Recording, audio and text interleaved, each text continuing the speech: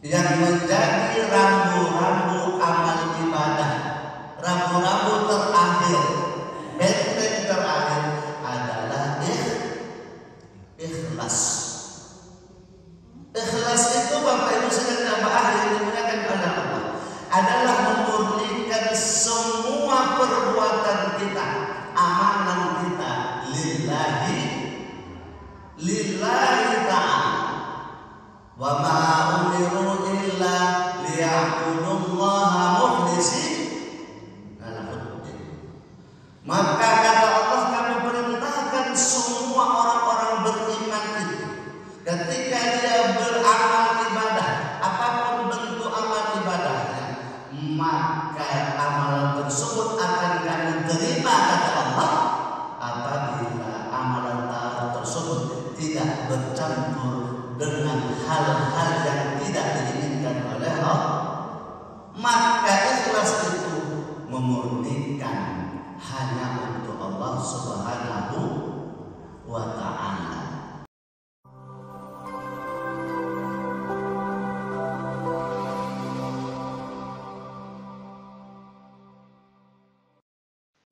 Bismillahirrahmanirrahim. Assalamualaikum warahmatullahi wabarakatuh.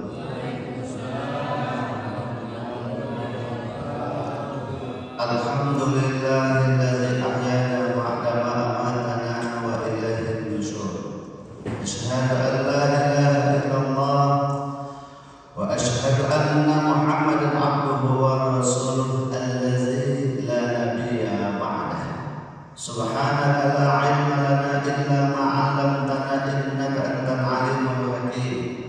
Rabbi shrah li sadri wa yassir li amri wahlul 'uqdatam min lisani yafqahu qawli yafqahu qawli. Faqala Allah ta'ala fil Qur'anil Karim, a'udzu billahi minasyaitonir rajim. Bismillahirrahmanirrahim. Was-sabirina was-siddiqina wal-qanitina wal-munfiqina wa bil-mustaghfirina bil ashab. Shadaqallahul azim. Maha Allah atas segala firman-Firman. Surah Al-Imran ayat yang ke-17. Bapak Ibu sedang jamaah yang dimuliakan oleh Allah Subhanahu wa ta'ala, ucapan rasa syukur kita sampaikan hanya kepada Allah Subhanahu wa ta'ala. Apa sebab subuh ini Allah masih membimbing kita dalam ketaatan. Allah bangunkan kita di waktu yang diberkahi oleh Allah Subhanahu wa ta'ala, yaitu di waktu subuh. Lalu Allah ingin keinginan kita untuk hadir datang ke dalam Masjid Darussalam ini. Kita iakan panggilan Allah dan tunaikan salat subuh dengan berjamaah. Harapan dan doa kita mudah-mudahan Bapak Ibu semuanya kita kelak menjadi ahli surga Allah Subhanahu wa ta'ala. Amin ya rabbal alamin. Sembari daripada itu, salam dan salawat kita sampaikan kepada junjungan anak Nabi besar Muhammad sallallahu alaihi wasallam. Allahumma shalli ala sayyidina Muhammad wa ala ali sayyidina Muhammad. Ada kebahagiaan yang sangat luar biasa Bapak Ibu pada orang-orang yang hidup di zaman Rasul. Apa kebahagiaan mereka? Mereka bisa melihat wajah Nabi Muhammad sallallahu alaihi wasallam.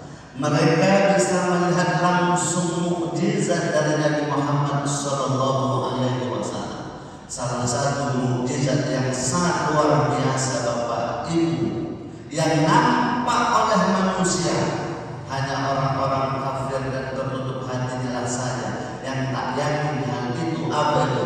Ketika Nabi Muhammad sallallahu alaihi wasallam berjalan di luar dalam keadaan cuaca yang panas, maka di atas Nabi Muhammad ada awan hitam yang melindungi Nabi kita Muhammad sallallahu alaihi wasallam. Makanya banyak orang-orang di zaman Rasul itu mati-matian membela, menolong, membantu Nabi Muhammad sallallahu alaihi wasallam. Apa sebab?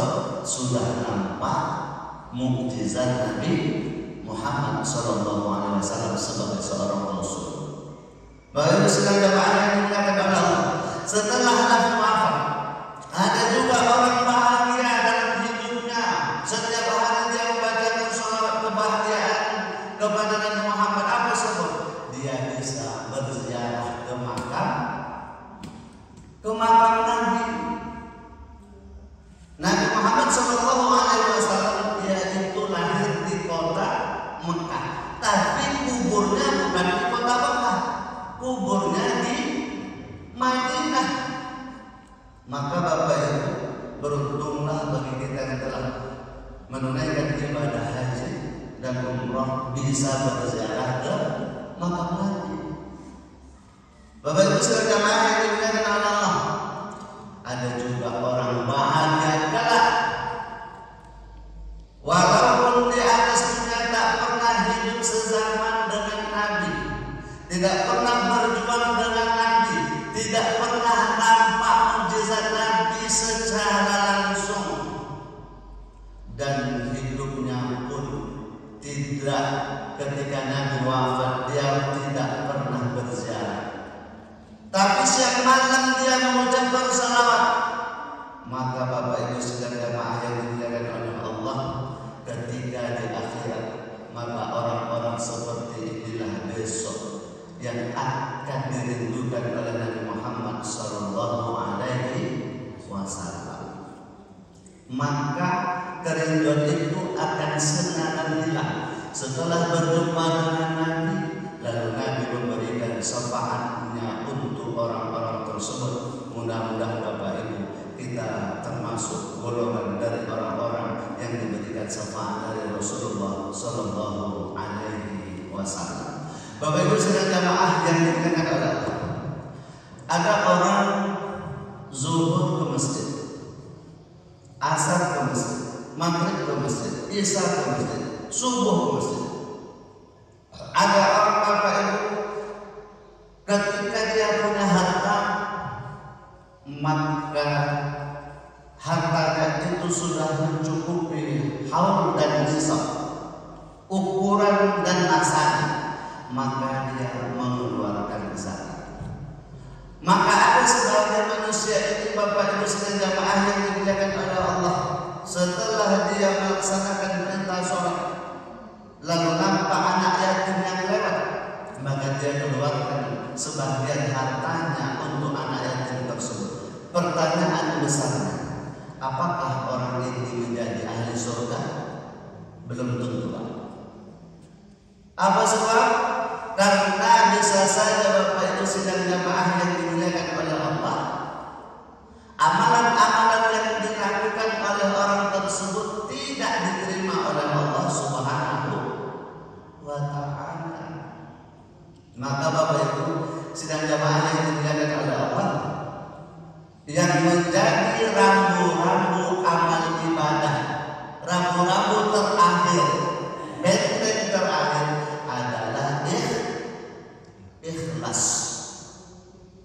Ikhlas itu Bapak Ibu sedang jamaah yang dimuliakan oleh Allah adalah memurnikan semua perbuatan kita, amalan kita lillahi ta'ala. Wa ma umiru illa liya'budullaha mukhlisina lahuddin. Maka kata Allah, kami perintahkan semua orang-orang beriman itu, ketika dia beramal ibadah, apapun bentuk amal ibadahnya, maka amalan tersebut akan kami terima, kata Allah, apabila amalan taat tersebut tidak bercampur dengan hal-hal yang tidak diinginkan oleh Allah. Maka ikhlas itu memurnikan hanya untuk Allah Subhanahu wa Ta'ala. Bapak Ibu sekalian jamaah yang dimuliakan oleh Allah Subhanahu wa Ta'ala, ketika amalan ini yang menjadi barometer, ukuran amal tersebut diterima oleh Allah, maka setan akan datang. Maka setan akan datang. Mengapa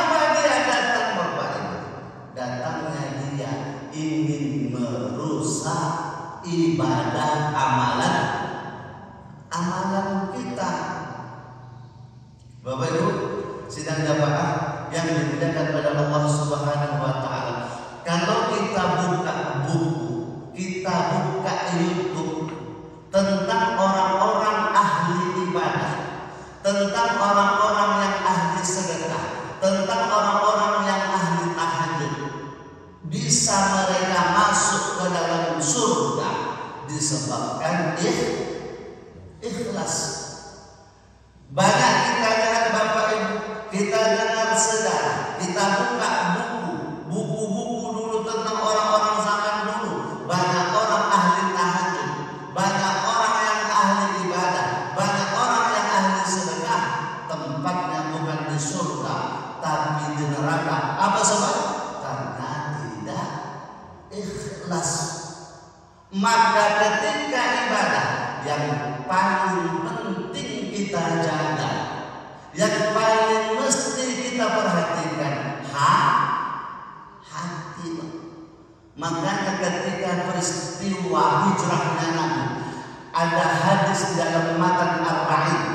Hadis yang pertama keluar, hadis ini adalah menjadi barometer, menjadi ukuran yang diambil oleh orang-orang yang paham tentang fikih, bahwasanya semua amal ibadah tersebut dilihat dari perbuatan hati. Apa hadis bunyi hadis tersebut? Innamal a'malu binniyat. Tanya nanti anak-anak bapak yang sekolah di pondok, itu bab yang pertama. Kenapa mesti hadis ini yang kedua? Apa asbabul urud? Kalau Al-Quran itu Pak, keluar, turun, diturunkan oleh Allah, ada sebab. Maka ayat tersebut, tafsir tersebut, maka ada asbabul nuzul, sebab ayat itu turun.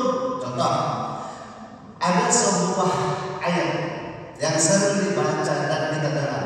Bismillahirrahmanirrahim. Qul ya ayyuhan kafir la a'budu ma ta'budun wa la antum 'abiduna ma a'bud wa la ana 'abidun ma 'abadtum wa la antum 'abiduna ma a'bud lakum dinukum waliya. Ini ayat bukan turun tanpa sebab. Ada asbabun nuzulnya. Ayat ini belum turun, terjadi sesuatu hal. Allah ingin membimbing Nabi Muhammad SAW di kanan. Maka Bapak Ibu sekalian jamaah yang dimuliakan oleh Allah, suatu ketika Nabi Muhammad didatangi oleh pemuka-pemuka Quraisy. Wahai Muhammad, berhentilah engkau berdakwah. Kalau engkau berhenti berdakwah, harta kami akan saya berikan untukmu. Harta kami akan kami berikan untukmu. Jikalau engkau ingin kedudukan, maka kami akan mengangkat engkau menjadi pemimpin yang tertinggi di Bani ini, di kota ini, di Mekah ini. Wahai Muhammad, berhentilah berdakwah. Wanita mana yang engkau inginkan, maka akan saya berikan. Bapak Ibu sekalian jamaah yang dikatakan Allah, bahasa yang dalam tarikh Nurul Yakin, kalau dipondokkan dulu kelas 5 belajar Nurul Yakin. Apa jawaban Muhammad? Dia tak menginginkan harta, dia tak menginginkan jabatan dan kedudukan, dia tak menginginkan mohon maaf pasangan yang cantik, tapi dia ingin ridhonya Allah. Karena dia utusan Allah, Habibullah. Apa kata ungkapan yang keluar dari mulut beliau? Seandainya matahari engkau ambil lalu engkau letakkan di tangan kanan, rembulan di tangan kiriku, maka saya tidak akan berhenti berdakwah. Dakwah ini Pak penting Pak. Kenapa saya katakan penting Pak? Ini contoh saja, ini contoh saja. Jangan berhenti pengajian, jangan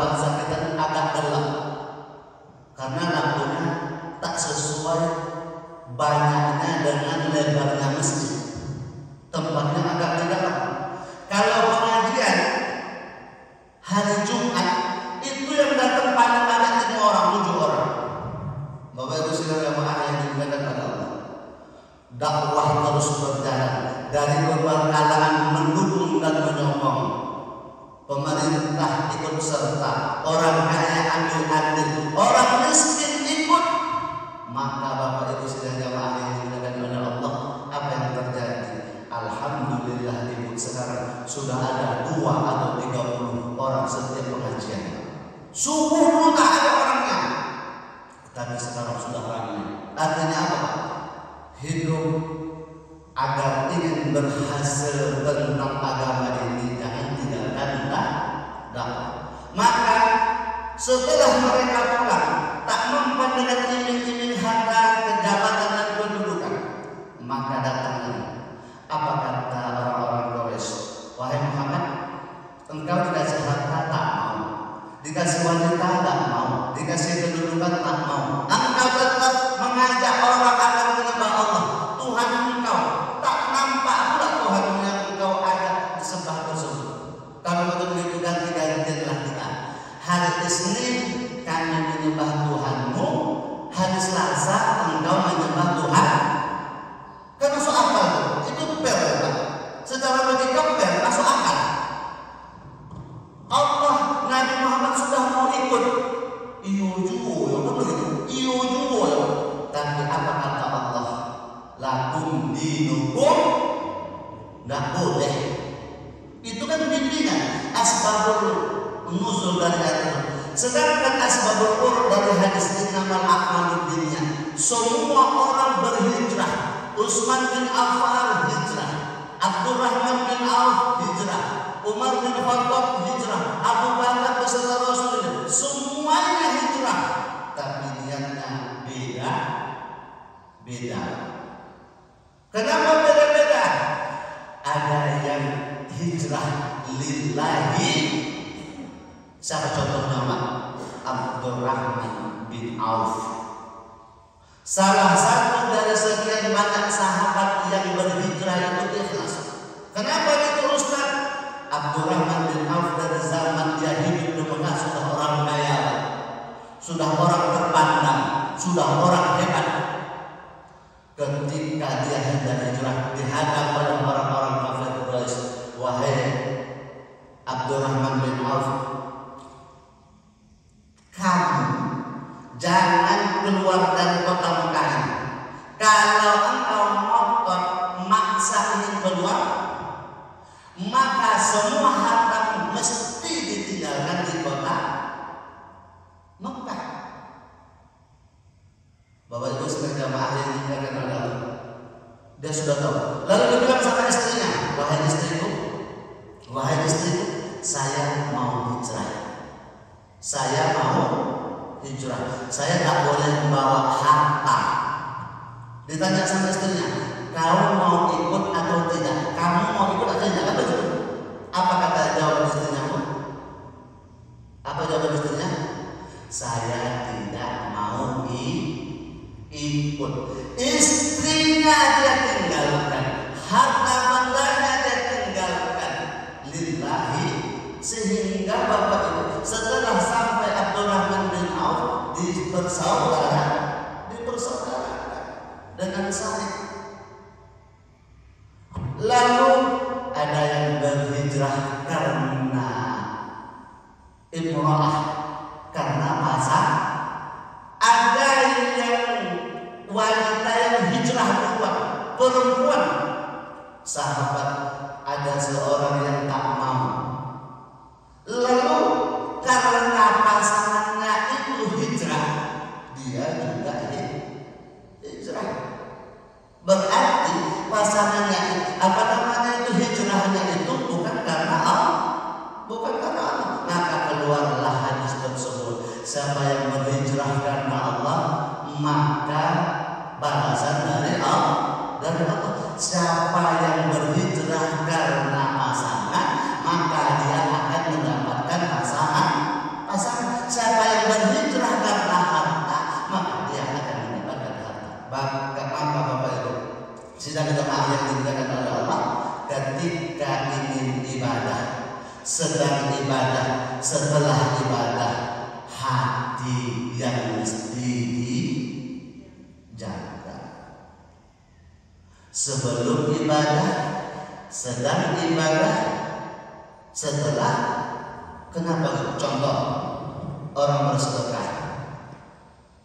kita sudah hafal, tahu setiap pengajian guru-guru kita nyampaikan. Siapa yang bersedekah 1.000 ditambah diganti 700.000 kan begitu. Tapi ketika mau bersedekah, ini diganggu. Maka jaga hati. Amal tasya hutang supaya nampak orang, rusak hati. Sedang ibadah juga seperti itu. Setelah ibadah ini juga Pak yang banyak, setelah sedekah ini Bapak Ibu banyak orang yang kena apa sebab? Karena sedekahnya tadi sering dia ucap-ucapkan dengan orang lain. Bapak Ibu sekalian jamaah yang dimuliakan oleh Allah Subhanahu wa taala, mudah-mudahan pengajian kita pada subuh ini bermanfaat dapat kita amalkan menjadi kesadaran. Mudah-mudahan segala amal ibadah kita ini kita lakukan dengan ikhlas karena Allah Subhanahu wa taala. Terima kasih atas segala perhatian, mohon maaf atas kurang. Mari kita buat kita dan ucapkan subhanallah wa bihamdihi asyhadu an la ilaha illa anta astaghfiruka wa atubu ilaik. Assalamualaikum warahmatullahi wabarakatuh.